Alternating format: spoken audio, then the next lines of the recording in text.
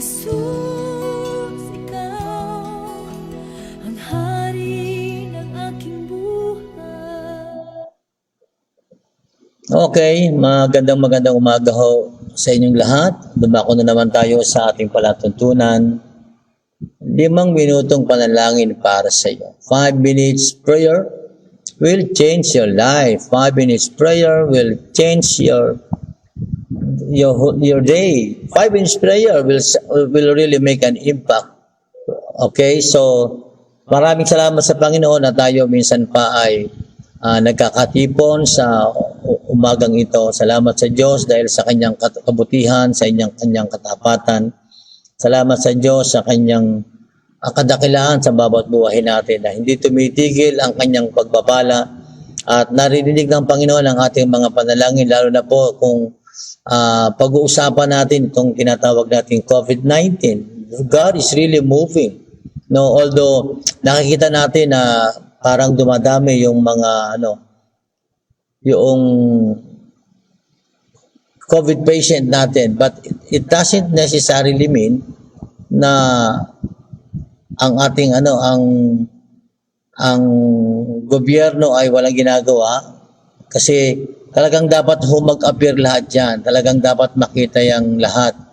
Okay? Para ma-stop na, totally, ma-control na yung mga COVID patient natin yun. Mas maganda ho yung lumabas na yan para mas makita, okay, mas maunawaan ng lahat. Tingnan ko nga, sandali lang ha. Walang ginagawa. Kasi, alright. Para mas makita, no, na yung mga COVID patient ay nakokontrol na. Kasi yan yung mga nakatago, yung mga asymptomatic na ngayon ay naglalabasan. And so, we must be thankful to God because right now, nag-a-appear na yan. Okay? Konting taste na lang, sabi ng mga, konting kembot na lang. Kaya magtyaga-tyaga lang ho tayo. I'm always saying this, no? Ang virus kasi walang brain. Okay, dapat dapat ang virus ay maging brainless. Tayo ang magkaroon ng brain on how are we going to help the government, on how are we going to yung take full control of the situation. Okay, but pag magiging stubborn tayo at hindi tayo makikipag cooperate sa ating gobyerno, sa ating barangay, sa ating bayan, nagdadagdag tayo ng problema. Sana makita po ng bawat isa sa atin yon. Hindi tayo pinipigilan for the so-called pinipigilan tayo. Ang pinipigilan ay yung pagkalat. Kasi habang ito ay kumakalat, lalong matatagalan po tayo.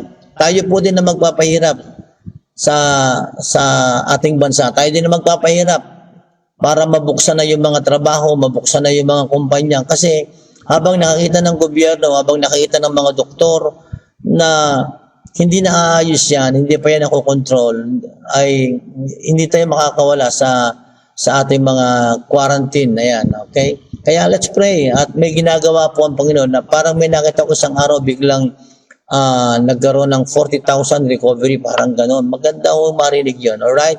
So patuloy tayong nananalangin. Ito po ang isa sa layunin ng programang ito. Di lamang tayo nananalangin sa mga personal needs, di lamang tayo nananalangin doon sa mga sitwasyon. Okay, mas lalo tayong manalangin sa ating bayan kasi po malaki ang epekto pag ang ating bayan ang naapektuhan na. Okay, sunod-sunod na po 'yan. Okay, kaya lang tayo, tulungan lang po tayo at ang mga mananampalataya, magtulungan po tayo. Kailangan nating manalangin and at the same time ay sumunod tayo sa panuntunan. Okay, hindi masama kung tayo tutunod. Hindi masama kung tayo ay iniingatan ng ating gobyerno. Kaya doon sa mga taga-barangay, hindi tayo pinipigilan. Hindi tayo hinahadlangan sa anumang gawa natin. Pansamantala, makipagtulungan lang tayo para yun na yung pinakamagaang tulong na pwede nating ibigay sa ating pamahalaan. Yun na yung pinakamagaang tulong pwede nating ibigay sa ating barangay.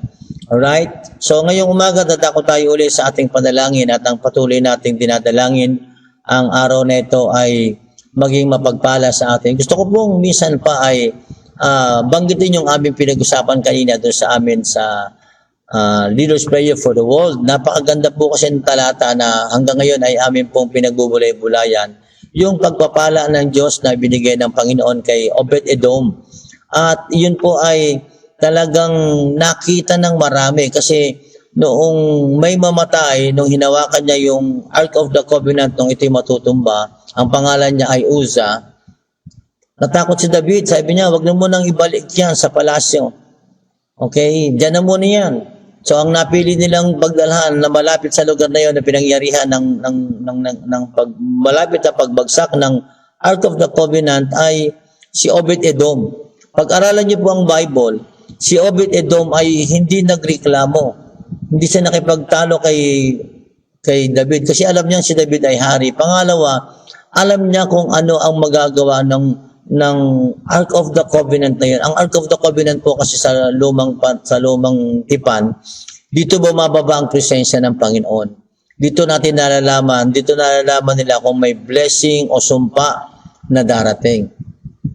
Okay? Pero most of the time ay pagpapala. Kaya sa araw na yon na nagdesisyon si David na dalhin sa kanyang bahay kay Obed-Edom, alam niyo po, hindi na sila nag-prayer meeting, hindi na sila nag-meeting kung tatanggapin ba nila o hindi ang Ark of the Covenant ay may namatay. Alam niyo, sabi ng Bible, pinagpala ng Diyos si Obed-Edom kasama ang kanyang sambahayan, kasama ang kanyang pamilya. Sa loob ng 3 buwan, pinagpala ng Diyos ang buong sambahayan ni Obed-Edom.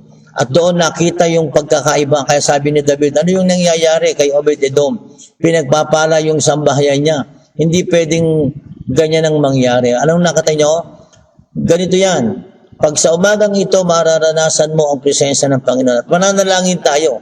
Ang ating magiging focus ng ating prayer ay makita ng sanlibutan ang pagkakaiba sa mga anak ng Diyos. Makita ang pagkakaiba doon sa mga nagtitiwala sa Panginoon. Makita ang pagkakaiba doon sa umaasa sa Panginoon. Makita ang pagkakaiba doon sa may pagtitiwala sa Panginoon. Okay? Napansin yon yung kay Obed-Edom nila. At yun ang ating magiging focus ng prayer ngayong umagang ito. Na makita ng mga kapitbahay nyo, makita ng mga kamag-anak ninyo, na kayo ay sumasama sa panalangin ito at merong nananalangin sa inyo, makikita ang pagkakaiba. Makikita na kayo ay sinasamahan ng Panginoon, pinoproteksyonan ng Panginoon, at ang provision ng Panginoon ay hindi tumitigil. Sa loob ng 20 taon ay nanatili ang Ark of the Covenant sa bahay ni Abinadab, pero walang nangyari. Sa loob ng 3 buwan nung pinapasok ni Obed-Edom ang Ark of the Covenant sa bahay niya, may nangyari, pinagpala siya kasama ang kanyang buong sambayan. Sino naman ba ang ayaw na pagpalain ng kanyang buong sambayan? At ito po'y last kong laging sabihin sa inyo, no? Na kapag tayo ay pinayagan natin ang Ark of the Covenant na makapasok. Ngayon, wala nang literal na Ark of the Covenant. Ang ngayon ay ang mga anak ng Diyos, ang templo ng Banal na Espiritu. Ibig sabihin, kapag nagpatuloy ka ng anak ng Diyos, kapag nagpatuloy ka ng lingkod ng Diyos, pag nagpala ka sa lingkod ng Diyos, pag nagpala ka sa mga mananampalataya, okay, hindi pwedeng hindi mo mararanasan ang pagpapala. Tinanggap ni Obed-Edom ang Ark of the Covenant, pinagpala siya. Ngayong umagang ito, pag tinanggap mo ang Panginoon, may pagpapala ka rin. Pag tinanggap mo ang Panginoon, meron ka ding pag-iingat, meron din proteksyon ng Panginoon. At ito yung nais kong sabihin sa inyo. Hindi lamang tayo nananalangin dito, bagkus maranasan natin ang personal na relasyon sa ating Panginoong Jesucristo. Kaya ngayong umaga magdideklara tayo, mananalangin tayo na ang inyong tahanan ay maging kakaiba. Ang mga kapitbahay niyo mapapansin anong meron sa iyo na wala sa akin, anong meron sa iyo na hindi ko nararanasan. At iyan walang iba kundi ang pag-iingat, ang pagpapala ng ating Panginoon. Tandaan niyo po itong palagi. Sabi ng tala ngayon ng ating gobyerno, mahigit 160,000 na ang affected ng COVID na ito. Salamat sa Diyos.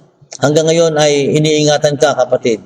Salamat sa Diyos hanggang ngayon ay nakakaranas ka ng pagpapala ng Panginoon. Salamat sa Diyos hanggang ngayon ay hindi ka kumakain ng bubog, hindi ka umiinom ng putik. Ang iniinom mo ay masarap, ang kinakain mo ay hindi buhangin. Ibig sabihin, nariyan pa rin ang pagsama ng Panginoon sa iyo. Alright? So dadako tayo sa ating panalangin ngayong umaga. Magdideklara tayo na ngayong umagang ito, kapatid, pag pinapasok mo ang presensya ng Diyos sa buhay mo, pag pinapasok mo sa buhay mo ang kapangyarihan ng Panginoon, pag pinapasok mo si Jesus sa buhay mo ngayong umagang ito, makakaranas ka ng pagpapala ng Panginoon. Baka nais mo ngayong umagang ito bago tayo manalangin ay maranasan mo si Jesus. Maranasan mong papasukin yung pinanggagalingan ng pagpapala. Hindi lamang pagpapala ang tatanggapin mo, yung mismong pinanggagalingan ng pagpapala. Pag siya ang nakarating sa puso mo, pag siya ang pinapasok mo ngayong umagang ito, kapatid, ang pagpapala ay nariyan na lang palagi. Kaya kung nais mo ngayong umagang ito, maranasan ang Panginoon, maranasan ang kaligtasan, maranasan mo yung pinanggagalingan ng lahat ng pagpapalang ito. Ako yung nais manalangin at nais ko na kung nais mo ngayong umagang ito, mag-decision ka. Sumabay ka sa aking panalangin ito at gawin mong personal ang aking gagawin panalangin para sa umagang ito. Maranasan mo yung pagpapala na ibinigay ng Diyos, na katulad ng ibinigay ng Diyos kay Obed-Edom. Kung nagnanais ka na ngayong umaga, tanggapin si Jesus bilang Panginoon at sariling tagapagligtas. Manalangin po tayo, sumabay po kayo. Kung nagdidesisyon ka ngayong umagang ito, hindi lamang yung resources ang tinatanggap mo, kundi yung pinapanggalingan ng lahat ng resources na ito. Yung source mismo ang tatanggapin mo.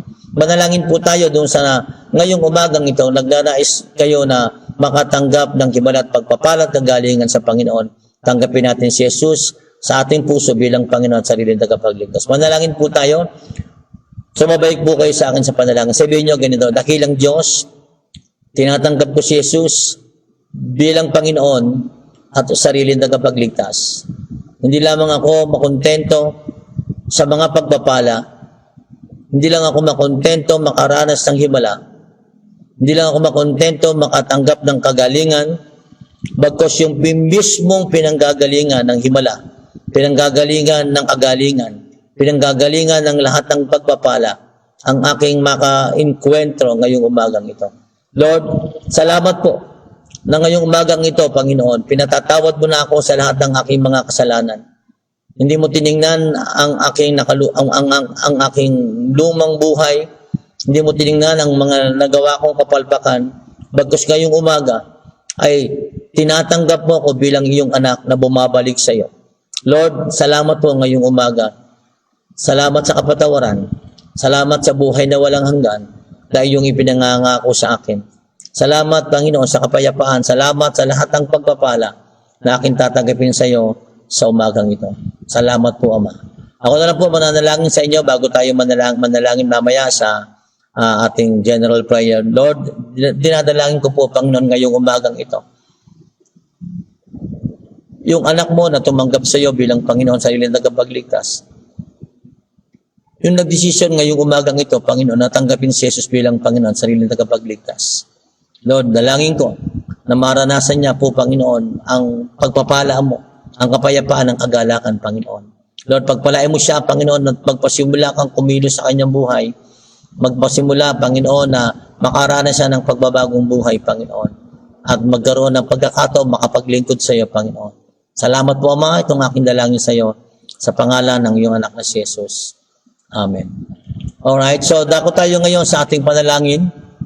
Yung ating 5 minutong panalangin, maaaring hindi nyo na mabanggit ang inyong mga prayer request, pero ngayong umagang ito, gusto kong maranasan nyo ang pagpapala ng Panginoon. Ang Biblia ay isinulat hindi lamang para basahin natin ang mga kwento ng pagpapala ng Diyos, ng himala ng Diyos, ng proteksyon ng Panginoon, ng provision ng Panginoon. Ang Biblia, mga minamahal, ay isinulat para maranasan natin yung mga nakaranas noon. Ngayong umagang ito, gusto kong maranasan natin yung naranasan ni Obed-Edom. Prinsipyo lang sundan natin. Pinapasok niya sa kanyang tahanan ang Ark of the Covenant. Sa loob ng 3 buwan, nakita ng kapitbahay niya, nakita ng maraming tao ang nangyari sa buhay niya. Ang laki ng pagbabago. Gayon din ngayong umagang ito. Kung nais mo na makita ng maraming tao ang pagbabago o ang mangyayari sa buhay mo pagkatapos mong magdesisyon tanggapin si Jesus. Ngayong umaga, kapatid, pagpalain ka ng Panginoon at pagpalain tayong lahat ng Panginoon, magsama-sama tayo sa ating 5 minutong panalangin. Yung ating mga prayer warriors, please join with me. Yung ating mga intercessors, please join with me as we have this prayer this morning. Alright, are you ready? Let us pray. In 5 minutes prayer, we are going to declare the blessings of God.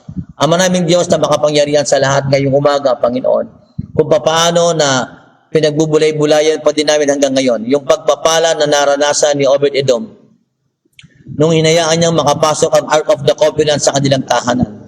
Lord, ngayong umaga, Panginoon, ako po'y dumadalangin aming Diyos. Pagpalain mo po, Panginoon, ang bawat isa, Ama, na nagdidesisyon at nagdesisyon na papasukin ang iyong presensya sa kanilang mga puso. Ngayong umaga, Panginoon, dinideklara namin, Lord, sa lahat ng mga anak mo, sa lahat ng mga anak mo na naroon na ang presensya ng Diyos, sa lahat ng mga anak mo na pinapapasok ang mga lingkod ng Diyos, pinagpapala ang mga anak ng Diyos, pinagpapala ang mga mananampalataya. Panginoon, sa umagang ito, kung papaanong nakita ang pagkakaiba, dahil kakaiba yung bahay ni Obed-Edom, pinagpapala siya, Panginoon. Gayon din ngayong umaga, dinideklara ko, Panginoon, na sa bawat mananampalataya, sa bawat mga kasama namin ngayong umaga, Panginoon, makikita ng mga kapitbahay, makikita ng mga kamag-anak, makikita ng mga kapatid, makikita ng mga hindi pa mananampalataya ang pagkakaiba kapag ang isang tao ay mayroong presensya ng Diyos na dumadaloy sa kanya, may kapangyarihan na dumadaloy sa kanya. Lord, ngayong umaga dinideklara ko, Panginoon, ang pagpapala mo'y darating at bubuhos sa lahat ng ngayong umagang ito'y kasama namin sa aming panalangin, Panginoon. Lord, sa kapangyarihang pangalan ng iyong anak na si Jesus, patuloy naming idinadalangin lahat ng may karamdaman, lahat ng may mga pangangailangan, lahat ng may mga sitwasyong hindi maganda, lahat ng nangangailangan ng himala, ng kagalingan. Lord, ngayong umaga, dinadalangin ko pong patuloy sa iyo ang ate baby, Kuya Cesar. Lord, patuloy na iniling ko ang iyong himalay, dumaloy sa kanya, Panginoon. Ang pagpapala mo ay dumaloy sa kanila, ang iyong kagalingan, ang iyong himala, Panginoon, maranasan nila. Lord, sa lahat ng may mga negosyo ngayong umagang ito, Panginoon, Lord, yung may mga online businesses, Lord, hallelujah, yung lahat ng mga negosyante, dinadalangin ko ngayong umagang ito, Panginoon, ibalik mo po, O Diyos, ang kanilang negosyo. At ito'y makikita ng iba, ang pagkakaiba, Panginoon, sapagkat sila'y may pagkakaroon ng relasyon sa iyo, Panginoon. Lord, yung mga naghahanap ng trabaho, makasumpong sila ngayong umagang ito. Lord, yung mga tinanggal sa trabaho, Panginoon, dinadalangin ko rin, O Diyos, na ibabalik mo sa ang trabaho sa kanila ng mas maganda kaysa sa dati, Panginoon. Sa umagang ito, Panginoon, dinideklara ko ang iyong himala at pagpapala sa lahat ng nangangailangan, Panginoon. Maaaring nasa ospital sila ngayon, o maaaring nasa isang lugar na kung saan, Panginoon, hindi sila makalabas ng bahay. Ngayong umagang ito, Panginoon, I pray, Lord, na dadaloy ang iyong himala, dadaloy ang iyong pagpapala, dadaloy ang iyong kagalingan, Panginoon, sa bawat isa na ngayong umagang ito ay kasama ko sa panalangin at maging yung mga makakasama sa panalangin ito, Panginoon. Idinideklara ko ngayong umagang ito, Panginoon, sa lahat ng may karamdaman, Panginoon, may masakit sa kakatilyang katawan, Panginoon, nahihirapan huminga, may sakit sa balakang, Panginoon, may sakit sa paa, Panginoon, in the name of Jesus, may ulcer, may diabetes, may cancer, in the name of Jesus, nire-rebuke namin, Panginoon, ang lahat ng mga karamdamang ito sa pangalan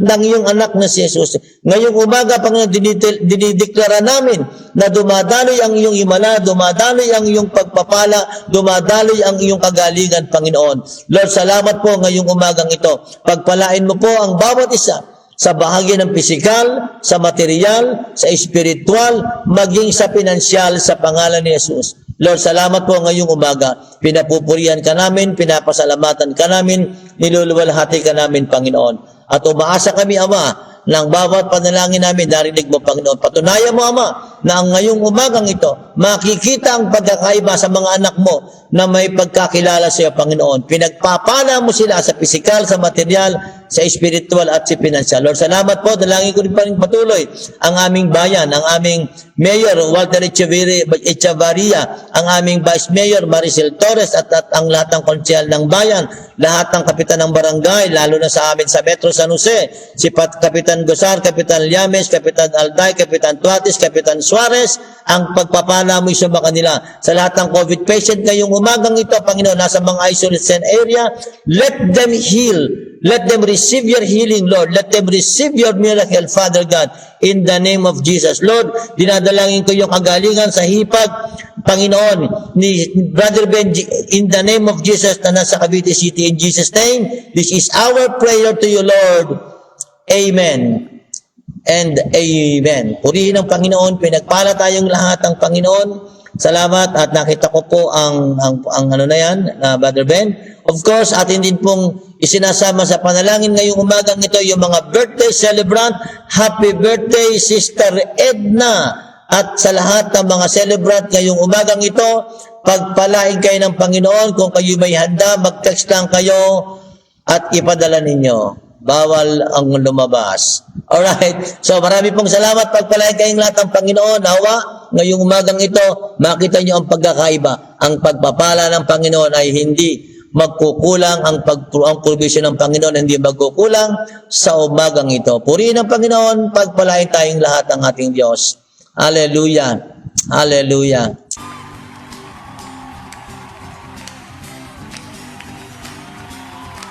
Uulan ng pagpapala, uulan ng pagpapala, uulan ng pagpapala sa bayan ito, O Diyos.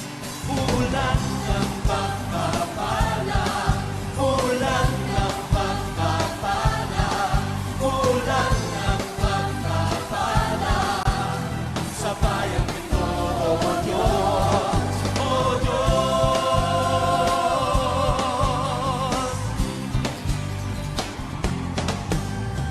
Kung kami ay luluho at sa iyo ay sasamba, kami ay iyong diringgin at ang bayang ito'y iyong pagagalingin.